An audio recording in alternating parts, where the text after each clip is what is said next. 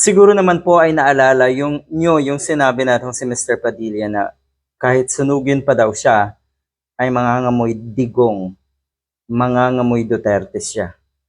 Ganyan po kalala. Ito yung mga statement na tila ba nakasangla na yung kaluluwa natin si Padilla sa mga Duterte.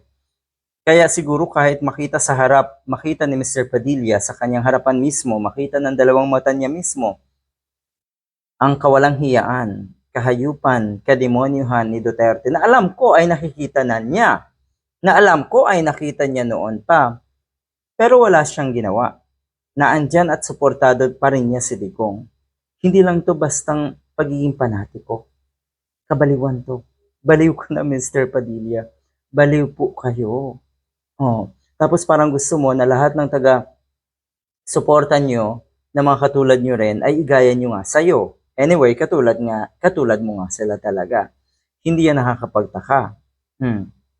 Lahat na ata lahat na lang daw na kanyang hakbang sa politika kailangang manggaling kay Digong.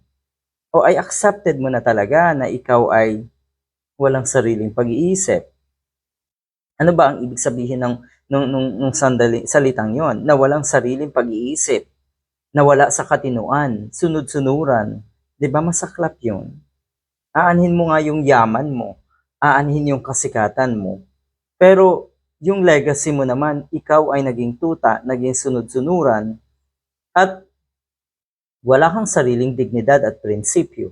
Napakasaklap nun. Siguro hinahangaan ka, totoo, ng mga katulad mo rin, katulad ng madalas kong sabihin. Yung dami ng mga humahanga sa iyo na katulad mo rin, na mababa ang kalidad at tanga na sinasabi niya, wala namang power yun eh. Walang power yun. O, basta daw sinabi ni Digong, susunod daw siya.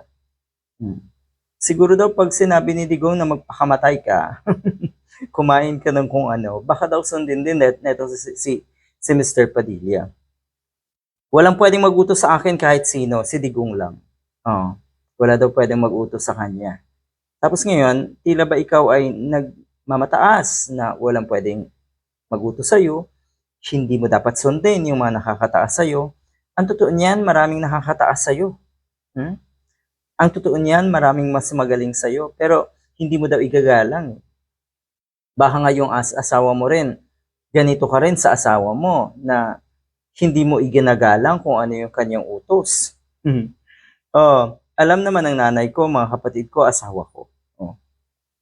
Yun yung totoo. Ganyan ka, Mr. Padilla. At ang totoo niyan, nakakahiya itong mga gawin mo na ito.